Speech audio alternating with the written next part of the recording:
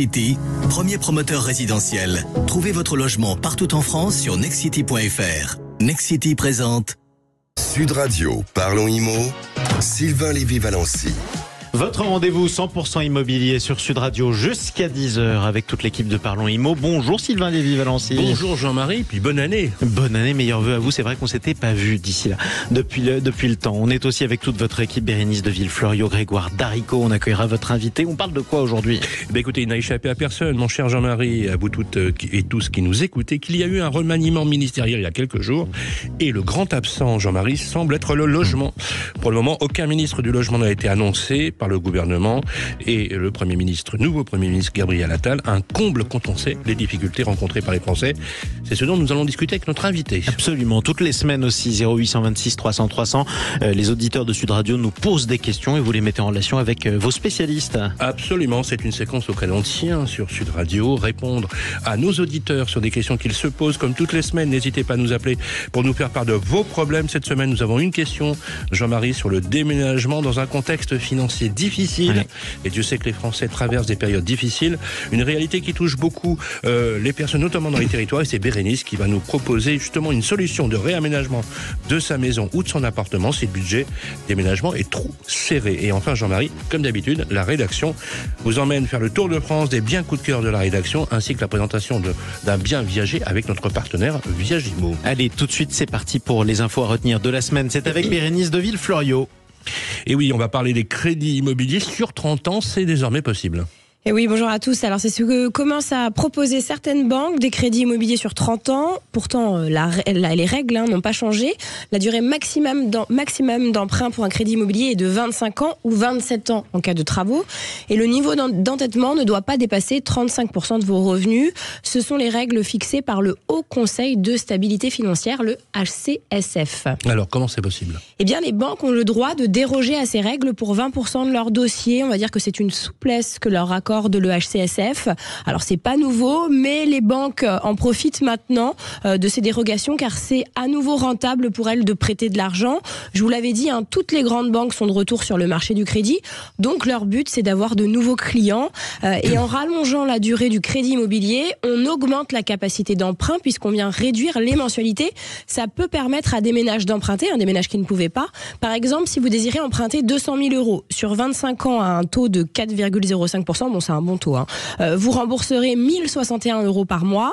Et bien sur 30 ans, vous aurez un taux un peu plus haut, forcément, parce que c'est plus long, donc 4,15. Mais vous serez quand même gagnant puisque vous rembourserez 972 euros par mois. Donc ça peut permettre à des Français qui se sont vus refuser un crédit de l'obtenir et de devenir propriétaires. Et ce sera des nouveaux clients pour la banque. Donc voilà, vous comprenez maintenant pourquoi elle prête sur 30 ans. Est-ce que ce prêt de 30 ans, Bérénice, avantagera tout le monde ? Non, alors c'est là où il faut faire attention. Si c'est avantageux pour emprunter la somme de 200 000 euros, là, comme je vous l'ai dit, ça n'est pas forcément si vous voulez emprunter beaucoup plus, parce que je vous l'ai dit, quand la durée du prêt passe de 25 à 30 ans, forcément le taux augmente, et pour les grosses sommes, c'est plus du tout avantageux, parce que du coup, il y aura 5 ans en plus avec des intérêts plus importants. Par exemple, si vous souhaitez emprunter 400 000 euros, un crédit sur 30 ans pourrait au final vous coûter 63 000 euros qu'un crédit sur 25 ans. Alors, sujet pas drôle du tout. Les fraudes dans les dossiers de location sont toujours en augmentation, c'est inquiétant. Eh bien oui, c'est tellement compliqué de trouver un logement à louer que les fraudes explosent. On va dire que c'est la conséquence logique. On constate différents types de fraudes. Alors il y a les, petites fraudes. Par exemple, un candidat modifie la date de démarrage de son contrat de travail. Et il y a des fraudes plus lourdes avec carrément des faux documents, souvent administratifs. Par exemple, des fiches de paye ou des avis d'apposition qui sont modifiés. Ou même de faux contrats de travail ou de faux titres de séjour. C'est l'agence ImmoDirect qui est spécialisée en gestion locative qui constate qu'en moyenne en France, hors Paris, plus de 13% des dossiers sont frauduleux. Et à Paris, c'est le même problème ? Dans la capitale où la tension locative est encore plus forte, c'est très compliqué de se loger. C'est 23% des dossiers qui sont frauduleux, donc quasiment un dossier sur 4. Et ça concerne aussi la banlieue proche de Paris. Un peu plus de légèreté quand même. On va terminer avec un duel qui est en train de se dérouler. Oui, dans le Gers, à Lupiac, plus exactement pour le château de Castelmore, où serait né Et je ne l'ai pas. Oh, mais alors Jean-Marie, D'Artagnan, le célèbre mousquetaire. En Gascogne. Alors que ce château est entouré de plus de 70 hectares de terres agricoles, est en vente depuis 2015.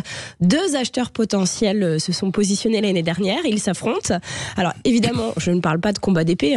Le premier à avoir fait une offre de 2 millions d'euros, c'est Yves Claude, le PDG d'Auchan Retail, qui souhaite s'y installer afin d'y passer une retraite paisible. Mais les collectivités locales se sont empressées de répliquer pour faire de ce château un grand musée national. Ainsi, la communauté de communes de Fezensac a fait une offre équivalente en représentant un projet d'intérêt général avec le soutien de l'État et en promettant, alors c'est une promesse, un investissement total de 10 millions d'euros. Le 19 décembre dernier, la SAFER, la Société d'aménagement foncier et d'établissement rural, a choisi Yves Claude, le patron d'Auchan. Les collectivités locales ont décidé de déposer un recours gracieux pour rester dans le jeu. Donc c'est à la SAFER régionale de statuer. Bon, ça se terminera par un duel. Comme ça, on verra qui récupère le château. Ce sera le plus simple. Un duel à l'épée, pourquoi pas. Même si c'est interdit depuis quelques décennies. Merci beaucoup, Bérénice de Villefloriot. Restez avec nous sur Sud Radio. Dans quelques instants, un seul ministre vous manque et tout est dépeuplé. On va parler de quoi avec votre invité, Sylvain ? Justement, on va recevoir Henri Buzicazo, le patron de l'Institut des managements des services immobiliers, justement sur ces politiques de logement en déshérence. Oui. Et il n'y a pas de ministre du logement, tout simplement. Vous avez remarqué, il n'y a pas de logement, mais il n'y a pas de ministre du logement comme ça. Peut-être que le problème est réglé. On en parle dans un instant. Ça s'est passé sur Sud Radio. Nexity, premier promoteur résidentiel. Trouvez votre logement partout en France sur nexity.fr. Nexity présente Sud Radio, parlons IMO. Sylvain Lévy-Valency. Votre rendez-vous 100% immobilier sur Sud Radio jusqu'à 10h avec Sylvain Lévy-Valency. On parle de votre logement. On aurait bien aimé en parler avec le ministre, mais il n'y en a pas. C'est la raison pour laquelle on en parle avec votre invité, Sylvain. Absolument. Merci Jean-Marie. Effectivement, vous toutes et vous tous qui nous écoutez, vous pouvez vous manifester au 0826 300. Bonjour Henri Buzicazo. Bonjour Sylvain. Je suis ravi de vous recevoir. Vous êtes ancien conseiller spécial d'un ministre du Logement connu, très connu. C'était Pierre Miagnery. Oui. Ancien président de la Fédération nationale de l'immobilier, la FNAIM, délégué général plutôt. Délégué général, absolument. Que président. Ancien dirigeant d'enseigne immobilière bien connu. Vous êtes président fondateur également de l'Institut du management des services immobiliers, qui est un centre de formation, une école privée. On peut dire que vous connaissez bien le monde de l'immobilier. 6 mois. Oui, je voudrais ajouter une qualité. Oui. Je suis mousquetaire de l'Armagnac. Voilà. Et cette confrérie, évidemment, elle est inspirée par D'Artagnan, château de Castelmort, qui était le chevalier de Batz. Voilà. Absolument. Et je suis très fier de ce lien si je peux me permettre, c'est la plus belle ligne de votre CV quand même. Ça, je suis exactement de cet avis. Oui, voilà, Charles de Batz décédé tragiquement à Maastricht, effectivement. Voilà. Alors, en tout cas, D'Artagnan, oui. Absolument. D'Artagnan. Alors 6 mois, c'est la durée d'exercice du précédent ministre du Logement, Patrice Bergrit. Il n'aura pas résisté très longtemps. Précédent ou pas ? ou pas ? Alors, on ne sait pas. Non, c'est pas. Oui, on ne sait pas s'il est maintenu ou pas. Alors, vous allez nous dire si vous avez de l'info. Il ne sera, alors, a priori, resté que 6 mois. Nous sommes pour le moment dans le flou artistique. Oui. Aucune annonce n'a été faite, malgré les vœux qu'a fait Christophe Béchu. À Action Logement, où il a laissé planer l'idée qu'il maîtrisait la délégation du logement. Et en fait, le gouvernement, on peut pas franchement dire, encore une fois, 4 gouvernements sur 2 mandats successifs d'Emmanuel Macron, que l'exécutif est décidé à résoudre le problème de l'immobilier. Vous en pensez quoi ? Je pense que c'est indigne de la République. Se dire que parce que les chiffres sont là, on va pas les discuter, quand en gros un ménage sur 2 n'arrive pas à se loger. Alors, le résultat, c'est 50% des acquisitions de logements neufs en moins. C'est un gros tiers des transactions qui a disparu au cours de l'année 2023. Ce sont des locations devenues impossibles. J'écoutais votre sujet sur la fraude. Je ne vais pas aujourd'hui donner mon absolution à ceux qui trafiquent leur dossier de demande de location, mais on comprend pourquoi. Les files d'attente pour trouver une location dans l'essentiel du territoire ont doublé. Alors voilà, on en arrive évidemment à des comportements de contournement de la loi et de la morale. Quand dans cette situation, il n'y a pas de politique du logement à la hauteur de la gravité, et que donc il n'y a pas de ministre du logement, Parce que c'est ça l'histoire. Il n'y a pas de politique du logement. Moi, j'ai écouté l'autre jour les propos du président de la République, comme semble-t-il 8 millions de Français. Mais je crois qu'il en attendait près de 15. Bon. On se lasse un peu de discours qui sont très philosophiques et qui ne se traduisent pas dans les faits. Alors moi, je m'en lasse pas, et puis je suis toujours plein d'espoir. Mais quand j'entends que le président nous propose la simplification, le choc de simplification, ça fait 10 fois qu'on entend ça. Quand j'entends qu'il faudrait libérer les énergies. Mais soyons sérieux. D'ailleurs, que ne l'a-t-il fait il y a 6 ou 7 ans? Ça, c'est un travail de fond. Il faut le faire. Aujourd'hui, on est dans l'urgence. Henri Buzicazo. Vous avez donné des chiffres. Je vais vous donner un autre chiffre. C'est 2 32 000 foyers aujourd'hui en état de précarité du logement. Bien sûr. Proche de la rue. Bien sûr. En 2025, c'est demain. Toutes les étiquettes G ne seront plus louables. C'est-à-dire que en rénovation énergétique, la loi précise la chose suivante. Si un locataire s'aperçoit que son étiquette G, il n'y a pas de travaux programmés, il a le droit de de faire un recours contre son propriétaire, de se faire reloger à ses frais, et le propriétaire doit même continuer à faire les travaux et à reloger. C'est presque une ineptie. Comment ne pas instaurer aujourd'hui une urgence nationale? Comment vous expliquer concrètement cette déshérence politique? Est-ce que on a un exécutif qui est aveugle, qui ne voit pas qu'il y a 3 millions de Français aujourd'hui au bord de la rupture? Qu'est-ce qui va se passer?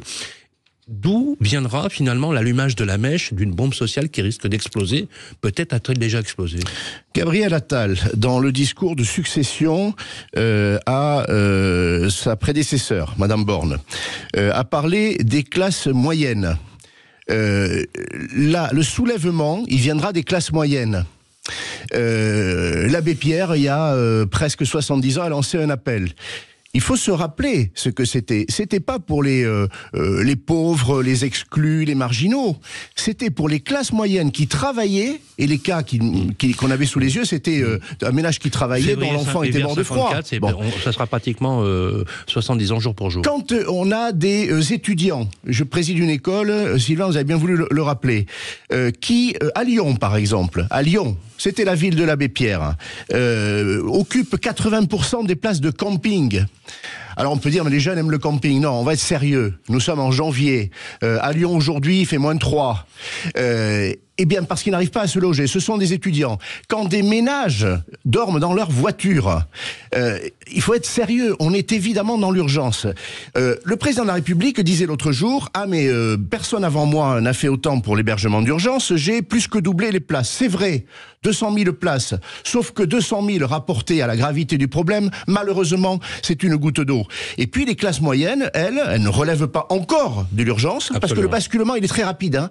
Le basculement, c'est un ménage de cadres ou d'ouvriers qui n'arrive plus à se loger, qui ne peut plus payer son loyer, et on bascule. Et la chute peut être effectivement sévère, vous avez raison. Alors il faut apporter des solutions, puisqu'effectivement en France on aime bien aller, mais quand même on a des solutions. Et les solutions, vous les avez, Henri Buzicazo. D'après vous, quelles sont les solutions rapides, là concrètement, si vous étiez aux affaires, à mettre en place pour résoudre ce problème? Bon, déjà, bien sûr qu'il faut un porteur du dossier. Il faut quelqu'un qui fasse. Bon, je prétends qu'il faut ensuite donner le temps à la personne qui fait. Donc un Patrice Vergrit, par exemple, je dis qu'il a commencé à travailler sérieusement. C'est un maire, un ancien maire, président de métropole. Il connaît cette réalité. À Dunkerque, on sait ce que c'est de ne pas arriver à se loger, de devoir loger des ménages modestes ou qui ont un emploi et qui malheureusement peinent à trouver une solution. Donc déjà, faire confiance sur la durée, pas 6 mois, il faut être sérieux, sur la durée à un homme ou une femme sérieuse, mais on avait un bon ministre du Logement. Et deuxièmement, bien sûr qu'il y a un travail de fond à faire, mais surtout, là, maintenant, pour l'année qui vient, 2024, 2025, qu'on aide, qu'on resolvabilise les ménages pour qu'ils puissent trouver un logement à acheter en primo-accession, qui puissent se loger plus aisément. Alors, il y a quelques boosters financiers à mettre en place, et en ciblant sur ceux qui en ont le plus besoin, mais que le prêt à taux zéro aujourd'hui soit réservé aux zones les plus tendues, alors que les ménages veulent habiter partout, y compris dans les zones moins tendues, les villes moyennes, voire les communes rurales. Il faut écouter les ménages et leur volonté de se loger. qu'on exclut la maison individuelle, alors qu'on pourrait évidemment la mettre sous condition d'être respectueuse de l'écologie, moins consommatrice de terrain, mais qu'on aide ces ménages-là. Qu'il n'y ait rien pour ceux qui aujourd'hui achètent dans l'ancien, et que les critères de crédit que votre journaliste Bérénice rappelait tout à l'heure, qui sont contraignants. Il n'y a que pour un dossier sur 5 qu'on permet aux banques de déroger aux fameux 25 ans ou aux 35% de taux d'endettement. Mais c'est pas sérieux. Ces critères ont été fixés avant l'inflation, avant les dérèglements économiques. Le marché locatif, alors on peut carrément dire que c'est une catastrophe, puisque pour une offre de location, on peut avoir jusqu'à 250 dossiers. Oui. Ça n'est jamais arrivé. C'est une crise inédite dont se victiment les Français directement. Mais bien sûr. Qu'est-ce qu'on peut faire pour fluidifier le marché locatif, en sachant qu'aujourd'hui, vous le savez, on a un état de la construction de logements neufs quasi à l'arrêt? Les investisseurs aujourd'hui sont probablement ceux pour qui il faut faire le plus, parce que les circonstances économiques vont faire que moins de ménages pourront acheter. Même si on ajoute aux aides publiques, très clairement, les prix vont baisser, mais pas suffisamment pour resolvabiliser un certain nombre de ménages, parce que les taux d'intérêt sont là, et pour sans doute 3 ou 4 ans à un niveau relativement élevé. Donc, on va se reporter sur la location. Mais derrière la location, il faut des investisseurs qui sont pas des rentiers, qui sont des apporteurs de services, logements, au titre de la collectivité. Bon. Aujourd'hui, on a une baisse de moitié des investissements, c'est-à-dire des gens qui achètent des logements dans l'ancien ou dans le neuf pour les mettre à disposition. Baisse de moitié. Bon, eh bien, il faut que par la fiscalité, mais pas des niches fiscales, par une fiscalité qui reconnaisse cet effort, on les fasse venir, on les fasse revenir. Que ce soit des institutionnels. Patrice Vergrit disait, mais les grands investisseurs, je veux les voir revenir. Oui, bien sûr, dans une certaine proportion, mais surtout les ménages. Il y a des gens, Sylvain, comme vous ou moi, qui ne demandent qu'à acheter un logement pour y mettre leur épargne, leur capacité à investir, à condition que la fiscalité reconnaisse cet effort, et que par exemple, s'ils ont des loyers plus modérés, s'ils ont un logement de meilleure qualité environnementale, la fiscalité le reconnaisse. On a une fiscalité obsolète. Ce dossier, le gouvernement Borne a refusé de l'ouvrir il y a 1 an et demi. C'est indigne. Eh bien écoutez, indigne, c'est bien le mot qui va conclure notre entretien, et on suivra d'ailleurs cette évolution avec beaucoup de vigilance. Merci Henri Buzicazo. Merci Sylvain. Je rappelle que vous êtes le président de l'Institut des managements du service immobilier, une école privée implantée partout en France et qui permet aux jeunes d'accéder au métier. Exactement, et pourquoi pas au métier de ministre du Logement, ça pourrait servir. À suivre sur Sud Radio. On va parler toujours de votre logement et de votre déménagement. Qu'est-ce que ça implique? Ça vous concerne? 0826 300 300. Vous nous avez posé des questions sur Sud Radio, on va y répondre avec nos spécialistes. Sud Radio. Parlons vrai. Parlons vrai. Sud Radio. Parlons vrai. Sud Radio. Et premier promoteur résidentiel. Trouvez votre logement partout en France sur nexcity.fr. Nexcity présente Sud Radio. Parlons Immo. Sylvain Lévy-Valency. Avec tous nos auditeurs au 0826 300 300, ça fait une semaine que vous nous laissez vos messages vocaux. Eh bien, on les écoute et on vous répond avec Sylvain Lévy-Valency et Bérénice de Villefloriot. Et aujourd'hui, ça déménage. Absolument, ça déménage, c'est bien le mot qu'on peut dire. Bérénice, cette semaine, on a eu un message justement sur cette question cruciale du déménagement qui coûte quand même assez cher. Et oui, justement, pardon, faut que j'allume mon micro, c'est mieux. Il y a, en fait, on a un message de Xavier. Alors Xavier qui a agrandi sa famille, qui aimerait déménager, mais qui n'a pas les moyens de le faire. Et c'est vrai qu'on reçoit beaucoup de messages en ce sens. Et donc, il manque de place. Et voilà, il nous a écrit un message pour nous dire, voilà, comment faire quand on manque de place, qu'on a besoin d'un peu plus de place. Est-ce qu'il y a des moyens? Bon, il habite dans une maison. Alors ça tombe bien, on a un expert qui s'appelle Joël Girard en ligne du groupe GDID. Bonjour Joël. Oui, bonjour. Alors, vous avez entendu le message de notre auditeur Xavier, qui habite dans une maison, voilà, qui n'a pas les moyens de déménager. Est-ce qu'il y a des moyens de gagner de l'espace? Alors oui, en effet, il y a beaucoup de moyens de gagner de l'espace. Alors notamment, le moyen que tout le monde connaît, c'est l'extension, mais on rencontre des problèmes au niveau des PLU. Donc les PLU, c'est le plan local d'urbanisme, qui autorise de moins en moins cette manière de gagner l'espace, puisque ça imperméabilise les sols, donc ça accroît des risques d'inondation, etc. Aujourd'hui, on a d'autres solutions qui, donc, dans un premier temps, pour les pays, enfin pour les secteurs dans le nord, on a l'aménagement des combles pour les toits avec des pentes de 60 degrés. Donc ça, il y a cette possibilité. Et sur la partie sud, notamment là où je suis, à Hyères, on a des toits qui sont entre 20 et 30 degrés. Donc là, on propose soit les changements de pente ou la réhausse de la structure. Et ce qui a le vent en poupe aujourd'hui, c'est la surélévation. Alors qu'est-ce que c'est la surélévation ? C'est on construit un étage supérieur, c'est ça ? Exactement.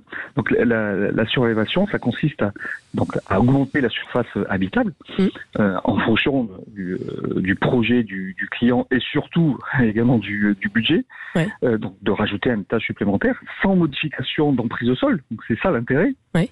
Et ça s'applique sur la surface soit totale du bien ou partiellement. Ça peut être 20 ou 30 mètres carrés par exemple. Joël Girard, justement, vous parlez de surélévation, mais là vous parlez de la surélévation pour une maison individuelle. Là je parle pour une maison individuelle, mais ça peut également être pour un immeuble. Oui, c'est beaucoup plus compliqué pour un immeuble, on est d'accord. Il faut l'accord de la copropriété. Tout à fait, c'est un petit peu plus compliqué, mais ça. Mais on en voit de plus en plus dans les grandes villes. Hein. Exactement. Ça marche, ça, la surélévation dans les grandes villes ? Alors bien sûr, ça, comme je l'ai dit tout à l'heure, ça a le vent en poupe et c'est quelque chose qui c'est une solution en tout cas pour gagner de la surface, voire pour louer des biens. Et je rappelle qu'il y a le dispositif ZAN qui a été mis en place par le gouvernement, le zéro artificialisation nette. On n'a plus le droit d'étendre les constructions pour nos auditeurs, donc forcément il faut construire là où c'est déjà construit. Donc c'est vrai que la surélévation en fait partie. Alors quels sont les biens qu'on peut surélever ? Est-ce qu'on peut surélever tous les biens là, les auditeurs qui nous écoutent, qui ont des maisons, qui sont propriétaires, voilà, est-ce qu'ils peuvent tous le faire ? Oui, ajouter un étage supplémentaire et qu'est-ce que ça implique en termes de déclaration ? Alors effectivement, tout le monde peut surélever sa maison à partir du moment où elle fait la demande auprès de la commune. Tout ça est régi donc par le PLU et donc le plan local d'urbanisme. Voilà, le plan local d'urbanisme. Et donc certains bâtiments sont régis aussi par les bâtiments de France, donc il y a des autorisations qui peuvent prendre un petit peu plus de temps pour avoir les autorisations. Bien évidemment.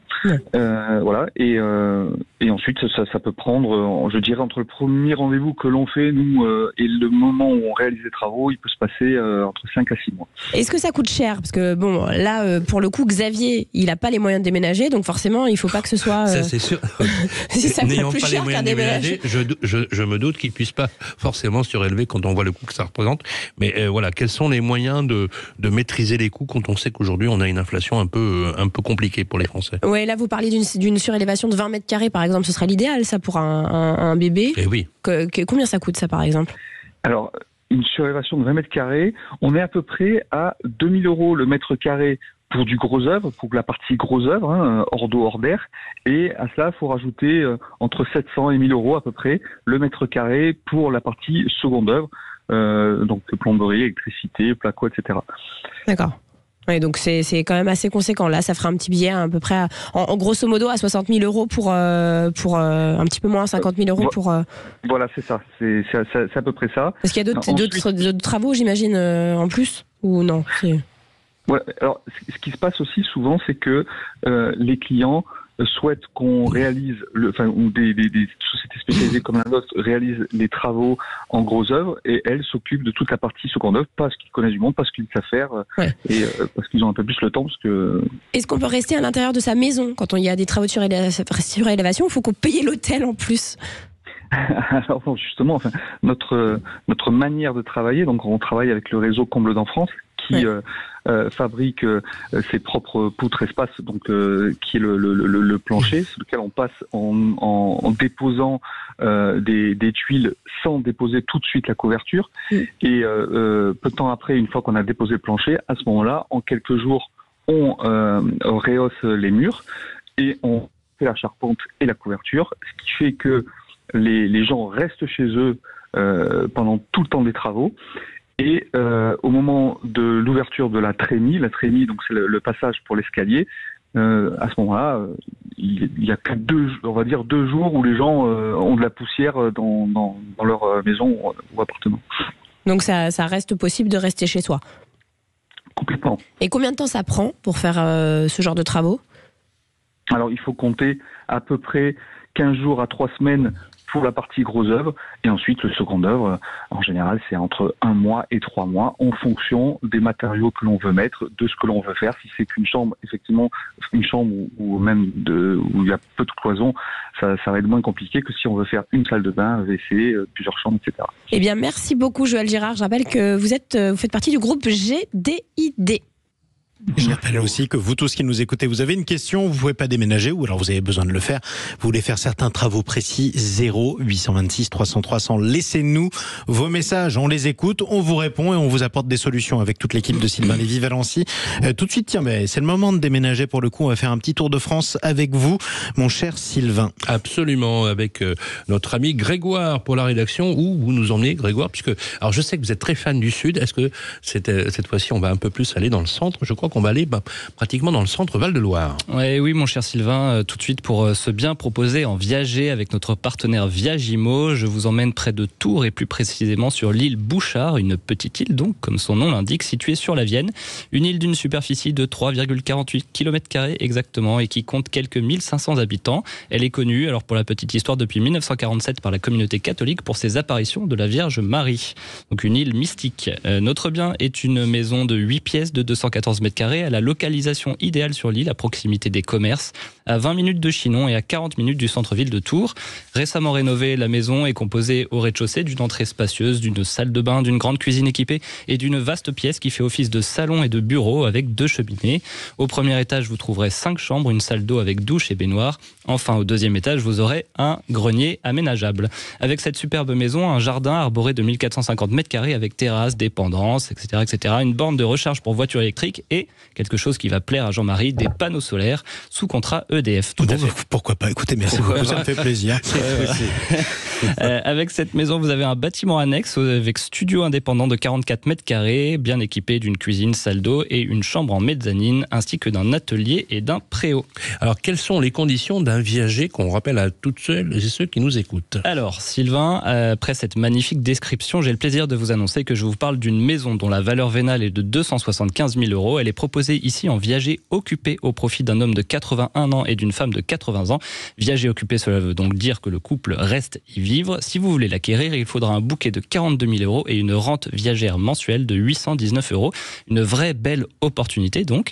Et je vous conseille de foncer, contacter sans plus attendre l'agence Viagimo de Tours ou de vous rendre sur le site internet de notre partenaire pour plus d'infos et photos, www.viagimo.fr. Alors, on va continuer, Grégoire, avec les coups de cœur de cette semaine. Où est-ce que vous nous emmenez? Je crois qu'on va aller dans les Hautes-Alpes. Oui, alors c'est une commande spéciale qui m'a été faite pour ce premier bien, Sylvain, qui est situé à Briançon, une ville des Hautes-Alpes et considérée comme la plus haute de France à 1325 mètres d'altitude, une ville dans laquelle est né un certain Luc Alphand. En fait, c'est mon fils aîné qui m'a demandé de vous y emmener et de bien vous dire que si vous voulez aller à Briançon, vous passerez soit par le col du Lotaret, un col situé à 2057 mètres d'altitude. Alors, il doit être fermé en ce moment, je pense. Peut-être fermé, mais alors du coup, s'il est fermé, vous pouvez passer par le tunnel de Fréjus. Et mon fils trouve ça drôle parce que quand vous passez par le tunnel, vous arrivez en Italie. Oui. Donc voilà, Hector, le message est passé. Donc notre bien est un appartement de 82 m², un T4 en excellent état selon l'annonce immobilière. L'appartement est composé d'une cuisine moderne et équipée qui s'ouvre sur un séjour spacieux et lumineux, une chambre confortable et une salle de bain. Au niveau suivant, vous trouverez 2 chambres avec rangement et une salle de bain avec WC. L'appartement possède également un garage avec espace de stockage supplémentaire. À noter que notre appartement est très bien situé à proximité des commerces et avec vue sur les montagnes environnantes. L'ensemble est proposé au tarif de 278 000 €. Vous pouvez voir les photos et infos sur le site seloger.com. En financement, toujours pareil. Alors avec un apport de 20%, soit 55 600 €, un emprunt sur 25 ans à 4,89%, vous pouvez estimer des mensualités de remboursement à 1 407 €. En tout cas, c'est très beau. Allez, rapidement pour un troisième bien, Grégoire, direction la Mayenne, la ville de Laval où j'étais d'ailleurs lundi dernier. Et ben voilà, j'ai pensé à vous, Sylvain, et je vous propose une charmante maison de ville, une maison de 145 m² très bien située dans une rue calme. Elle est composée de 4 chambres spacieuses, d'une salle de bain avec baignoire et douche, d'une cuisine aménagée et équipée, ouverte sur une terrasse. Vous avez en plus un grand garage et un grenier. La maison se trouve à 2 minutes des écoles et commerces. Elle est idéale pour une famille. Elle est proposée au tarif de 200 000 €. Plus d'infos sur le site de www.expfrance.fr. Et alors, pour une solution de financement, Sylvain, un apport de 20%, soit 40 000 € et un emprunt à 25 ans à 4,5%, vous pouvez estimer des mensualités de remboursement à 889,33 € précisément. Merci Grégoire. Bon, bah écoutez, merci pour ce tour de France, en tout cas, ça fait plaisir. Merci à vous, Sylvain Lévy-Valency. Merci. Merci à nos invités sur Sud Radio et à toute l'équipe de Parlons Immo. On va se retrouver samedi prochain à 9h15. On continuera à parler de votre logement. En attendant, il est 9h54 et nous n'avons toujours pas de ministre du Logement. On verra si ça change d'ici la semaine prochaine. Je rappelle que cette émission sera rediffusée. Elle sera rediffusée le mardi à 12h sur l'application de Radio Imo, sur le site de Radio Imo. Très facile à retrouver. Exactement, 12h ou alors midi, pour ceux qui le disent comme dans la vie de tous les jours. Merci beaucoup Sylvain Lévy-Valency. À suivre sur Sud Radio le reste de votre programme. Tiens, une question qu'on pourrait poser à tous les conducteurs. Est-ce que la musique que vous écoutez influence votre manière de conduire? Oui, non, non, oui. Bien sûr, forcément. Exactement, quand vous conduisez à Paris, toujours écouter du Wagner, ça aide. En tout cas, c'est la question que se posera Jean-Luc Moreau avec Laurence Perrault dans On parle auto sur Sud Radio de 11h à 13h. Avant ça, on va retrouver l'heure libre avec Stéphane Simon et cette question ô combien inflammable: faut-il boycotter Israël? Débat extrêmement houleux dans quelques instants. Vous le verrez, en tout cas passionné plutôt que houleux. Dans quelques instants, ce sera juste après les informations de 10h. Je vous rappelle aussi qu'il y a beaucoup de matchs de rugby avec de la Champions Cup au programme sur Sud Radio parce que quoi qu'il arrive, on sera toujours là, radio du rugby. Belle journée à vous sur Sud Radio. Sud Radio, Parlons Immo, Sylvain Lévy-Valency. Avec Nexity, premier promoteur résidentiel, trouvez votre logement partout en France sur nexity.fr.